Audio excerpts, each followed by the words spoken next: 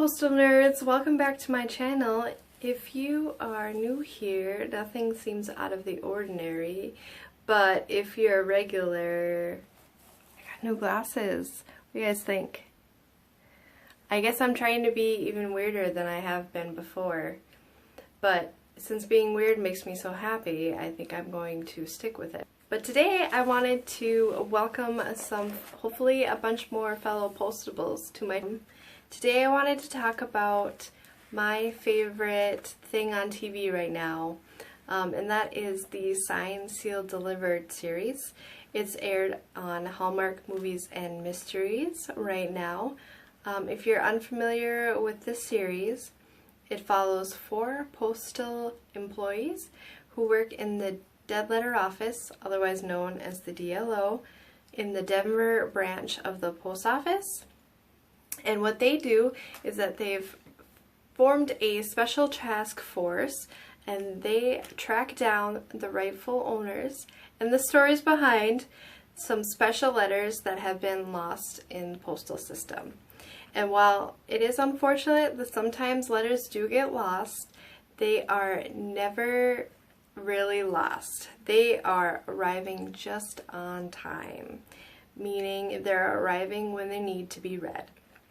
I didn't discover Signed, Sealed, Delivered until Christmas of 2014 when they came out with the Signed, Sealed, Delivered for Christmas. I had no idea this series existed until then, and I was actually kind of upset that no one told me Marie, there's this postal show on TV, you have to see it. I guess none of my friends and family watch it, which is really sad to me, but yeah, so the first segment of the series I saw was the Christmas one, and there was a bunch of things in there that didn't make any sense, and I was just kind of like, what the heck? And so I had to look it up and find out that there was actually a TV series that I had to watch. And of course now I'm a huge fan. I went back and watched all the episodes, Christmas movie, and I'm totally caught up. Of course I've seen the other installments as well. Today mainly what I wanted to have a little discussion about was the newest installment, which is 1 in a Million. And if you are not caught up, this is the only time I'm going to say this, if you're not caught up on the series, quit watching this video. I'll never tell you to stop watching a video again, I promise, but I'm not going to hold back. I probably will spoil it for all of you who have not seen it yet, so if you are planning on seeing it and you haven't yet, come back later. I promise you could join in the discussion. I don't want to ruin it for you. And I did watch 1 in a Million the day it premiered, which was on July 24th. I know it's been a month now, but I had to keep rewatching it to feel comfortable enough to make this video. I took 4 pages of notes while watching it. Every time I watched it, I did different colors, so I don't know if you guys even care about that. But I guess I don't want to call this a review. I'm going to call it a discussion, because I feel like a review, I don't know how to review something. I feel like a review, I have to say negative things, and I don't know how much negative stuff I can actually say about Signed, Sealed, Delivered. So I'll just kind of jump right into it. Some things I definitely liked. Of course, I always love Rita's wardrobe. They are just perfect, in my opinion, with her wardrobe. She is definitely one of my fashion icons. They do always do such a good job with her. I've always liked the music that they've chosen for Signed, Sealed, Delivered. However, I am extremely glad that Stevie Wonder allowed them to use the Signed, Sealed, Delivered song. Every time it comes on, I just get so pumped. When she screamed in time with the music in the beginning when she won the lottery, I was so pumped up I could have ran circles around the house. I was Yes, Sansi, delivered, I'm yours. Sorry, courtesy of my terrible singing. I was just so excited. And then one of my favorite things is lately when they do the intro, they start the song, and while the song is playing, they have all these packages and letters that come down the conveyor belt. Of course, in the From the Heart installment, they had all the Valentine's Day packages and envelopes go down the conveyor belt. This time, it was all priority mail, so it was pretty recognizable, but I just love seeing that. Like, as my postal nerd, the postal nerd inside of me always jumps out and is like, oh, postal packages, priority mail packages. They probably do that because it's probably the most recognizable, which is kind of odd that they do the priority. It's kind of odd that they do the priority because that's kind of licensed and they don't use the actual post office logo for Signed, Sealed, Delivered. They use a logo that they've made themselves, which is fine, but something that I just thought was different. Actually, coming from the last installments that were very heavy in like drama and very heavy on the heart and very emotional, I thought this installment was incredibly comical, very, very funny. I can't remember things very well, so I have to keep checking my notes. What is his name? Lester. Lester's character. Lester's, I'm gonna say it because they said it a billion times, but Lester's an idiot, and he was just such a comedy relief in this throughout this whole installment of, you know, just like liking Shane and skipping to Shane and trying to, you know, hit on Rita, and even like how scared he was of Dale. Like, that was just so funny to me. And how when he first entered and they all entered with these dark sunglasses on, all serious, and it's so funny. It was obviously a Secret Service spoof, but it was just hilarious. And then they show up at Curly's house in the black postal trucks, which is obviously like a SWAT reference, but it's just so funny like how serious it is. And it's pretty serious to me too, stolen mail, but it was just like over the top, like funny, serious. And I was just laughing, and Big E was laughing too. So you know it's funny because it takes a lot for Big E to think it's funny. I was kind of like, there's some questions that have been definitely raised for me. Why didn't Joe Toole ever tell his son about his Dark of Night award?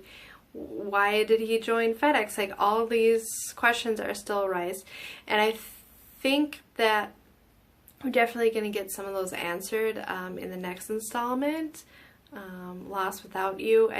I think that there are a lot of things in this one that were kind of foreshadowing events that are going to happen in Lost Without You. But there are burning questions, and it like just makes it so much worse having to wait for the next installment, because I just like, I need to know. Like, I'm so confused at why he feels the need to hide so much from his son. So things I want to talk about. Well, for starters, let's talk a little bit about Bob. So what I think is interesting about Bob is that how I thought it was odd that Norman was so upset about Bob, because how old are these characters? I mean, is it really that unexpected that Rita's never gone on a date before, or that Norman, I should say, what is it expected that Rita's never gone on a date before? I mean, I wouldn't be surprised if Norman dated someone before. So it was really kind of odd to me that it was like this big shock. Like, Rita dated this guy named Bob. Like, so? Like, I get the added to the plot line and that she never mentioned it to anyone, it seems like. But it seems to me that means that's so... Bob was so insignificant that she didn't even care to mention him because it doesn't matter. And I think that's another thing that this installment was really pushing, and what I got from it at least is the need for communication in a relationship, because we have two different relationships that are both in definite need of communication. So you have Norman and Rita, which are, you know, they're in depth to a relationship, but they obviously have some communication they need to work on. And that's probably the purpose of the Bob plotline, even though it was kind of weird for me because, I mean, that secret, it doesn't seem like it was a big secret. I guess it wasn't like Rita meant to keep secrets from Norman. It was just never mentioned. And then on the other hand, you have this budding romance with Shane and Oliver, and they're learning how to communicate with each other. And it's all new. And you know what? I feel almost bad for Oliver. I know a lot of people were very shocked, like, oh, Oliver, you said she was just a friend, like, how could you? And some of the comments I've read about this installment and about that, like, you can't blame Oliver. He is having a tough time because he is newly divorced. He is just starting to date after probably one of the worst heartbreaks he's ever experienced in his life. And so he's very scared, I'm sure. He's scared to jump into this. And so is Shane, because she's been hurt quite a bit, as we can tell. Shane shouldn't take things so personally, in my opinion. I know it's hard. She obviously has deep feelings, but Oliver, like I said, is a new divorcee, and he's trying to date a coworker. That's what I really think was kind of odd. I mean, I know this is fictional, but it's just kind of like, this is like walk on glass, you know, you gotta see each other Monday, and if that doesn't work out, then you're kind of up a creek without your paddle. Like, so this is why the communication is pretty key. Of course, it's also important to communicate appreciation. Of course, this lack of appreciation to Curly obviously affected his psyche a little bit. It's definitely important that we appreciate the little things that people do for us. It's a big deal to bring someone your mail every day. Think about all the weather they have to walk through, the rain, the snow. Up here, where I live, it could be 40 below and the mailman still comes, and mail lady, I should say. The mail person still comes 40 below, foot of snow. They're still here. They still have put mail in my box, and that's why one of the things I appreciate so much. And rain or snow, I mean, it's the unofficial postal motto. You have to definitely tell people you appreciate them when you do, and it's not just our mail carriers, it's a little bit of everyone. Some things I really liked, I loved some of these quotes. One of my favorite quotes was Shane's when they asked her to break into the FBI database. She said, could take some time, like 30 years to life. Love them. I love how in this series that they're so sweet. Of course, the end when Rita discovers that Bob has been scamming her, she says Bob must have really needed the money. And it's such a statement of taking the high road and taking the positive. And of course, you know, the outcome of this whole situation with Curly is that They threw him a retirement party, he let him go, he gave the mail back, yada yada yada. In real life, he would have been arrested probably. But I'm glad we can at least have some feel-good fiction, at least sometimes. I think another thing is quite interesting about the cup. A cup is just a cup unless you know what you did to deserve it. You know, I think in this day and age, money and awards are so sought after that it becomes almost more important to get a reward for your good deed than the good deed itself. And I think that statement about that the cup didn't matter, it was just a cup, that's definitely a noble statement from the O'Toole family, that they did what they felt they had to do, and in the end the cup was just a cup and it was worthless without the deed that was behind it. Some people are still worried about Dale. I'm not worried about Dale. At one point he said, sometimes it's easy to fall into the familiar because there's no risk. But that statement, he's definitely ready to make a risk. And Dale and him are probably just going to be friends.